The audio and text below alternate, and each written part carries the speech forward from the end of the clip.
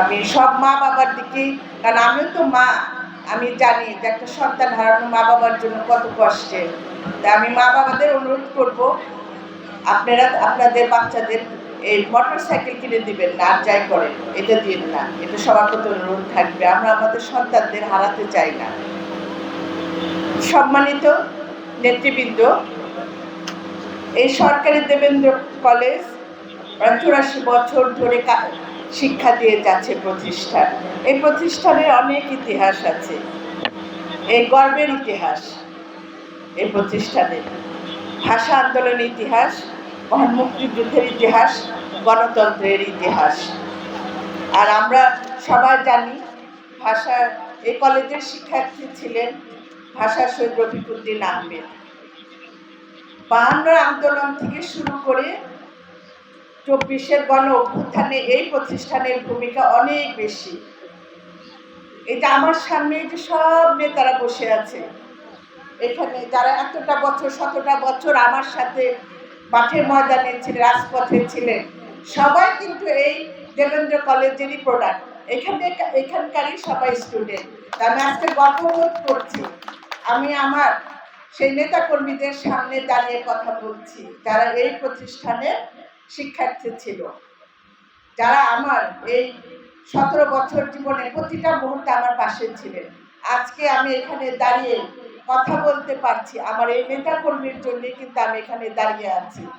আর বিশেষ করে আমি দেখেছি আমার এই প্রতিষ্ঠানের শিক্ষক থেকে শুরু করে শিক্ষার্থীরা পর্যন্ত প্রতিটা মানুষ এই বিগত আন্দোলনে যেমন ভূমিকা রেখেছে এবং ভোটের দিনেও তাদের বিরাট ভূমিকা রেখেছে।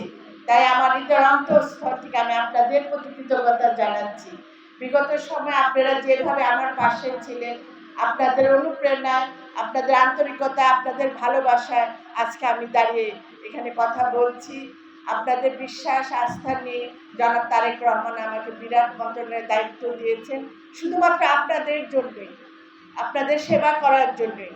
আমি কিন্তু এখানে এসেছি কোনো কিছু নেওয়ার জন্য, আমি এসেছি আপনাদের সেবা করার জন্য। আপনারা আমাকে দিয়েছেন, অনেক কিছু দিয়েছেন। এই যে একটা ভোট দিয়ে আজকে আপনারা আমাকে এখানে এনেছেন, সেটা তো এখন আমারই দায়বদ্ধতা এসেছে যে আমার সেই ভোটের রিটার্ন দেওয়ার সময় এসেছে। আমি আমার যে সামর্থ্য বলেন, আমি যতদিন পর্যন্ত দায়িত্বে থাকবো ততদিন পর্যন্ত আমি আমার জনগণের জন্য কাজ করে যাওয়ার চেষ্টা করব। এখানে অনেক দাবি দেওয়া এসেছে এই প্রতিষ্ঠানের জন্য। একটা প্রতিষ্ঠানে অনেক উন্নয়ন লাগবে, এটা আমিও জানি।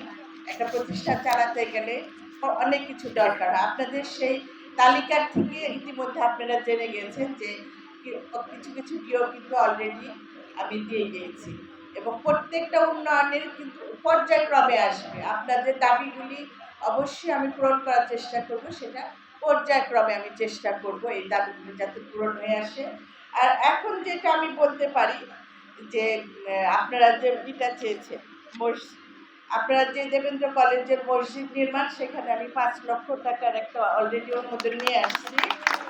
আর বাউন্ডারি ওয়ালের কাজটাও অচিরে হয়ে যাবে আপনাদের। এই দুইটা এখন আমি বক দিয়ে যাচ্ছি। আর পরবর্তীতে পর্যায়ক্রমে আপনাদের যে চাওয়াগুলো আছে